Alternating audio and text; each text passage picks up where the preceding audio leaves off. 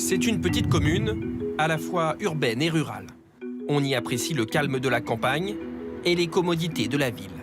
Une gare bien desservie, des services encore nombreux, 2 écoles, 2 collèges et un lycée. Nantes n'est qu'à 15 km, mais l'immobilier y est 40% moins cher. Résultat, en 5 ans, Boueil est passé d'un peu plus de 6 000 à 8 000 habitants. Une bénédiction pour certains. Beaucoup de création d'emplois, plus 4% en moyenne tous les ans pendant 5 ans. Un changement un peu trop radical pour d'autres. Je ne reconnais plus ma ville, oui. À Boueil, les chantiers sont partout et les quartiers sortent de terre. Sur ce terrain, il y avait une seule maison. Il y en aura bientôt 13 et un petit immeuble, mais ne cherchez pas d'annonce pour les acheter. Aujourd'hui, tous les terrains du lotissement sont vendus et tout sur plan. Cette ruée est une chance pour la commune.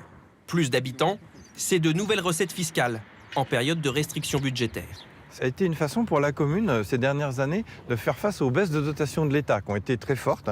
À Boueil, pour vous donner un exemple, nous avons perdu en 6 ans 3 millions, alors que notre budget annuel, c'est 7 millions. Et nous n'avons pas augmenté les impôts dans cette période, ni non plus supprimé de services publics municipaux. Nouveaux habitants, nouveaux clients pour les commerçants. Bonjour mesdames. Ces 2 gérantes d'un salon de coiffure ont dû acheter un local plus grand pour répondre à la demande. On a à peu près 20 nouveaux clients par mois. D'ici un an, on pourra prendre une ouvrière en plus.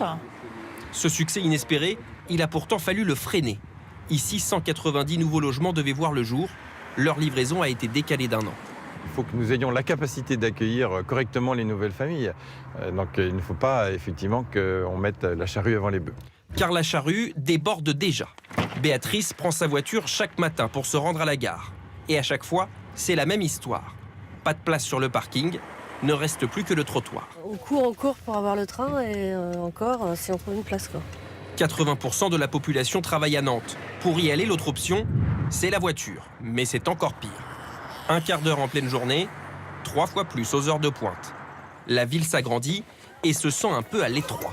Anciennement, c'était les toilettes. 100 élèves de plus en 5 ans dans cette école. Il a fallu pousser les murs. On est au max du max dans les capacités. Et même installer un préfabriqué dans la cour, avec de petits désagréments. Il y a un radiateur qui ne fonctionnait plus, donc on a dû rester avec les manteaux la première partie de la matinée. Quand on voulait aller aux toilettes, on était obligé d'affronter l'orage. Pourtant, la commune tente de suivre, mais avec un décalage. Ici, dans quelques mois, un nouveau parking pour la gare. Là, une école flambant neuve. Il y a nécessité de faire un concours d'architectes qui prend déjà du temps, plus après la réalisation des travaux. Ça nous amène à 2023. C'est l'enjeu pour la commune. Retrouver une âme pour ne pas devenir une cité dortoir. Pour échapper à la routine urbaine entre métro, boulot et dodo.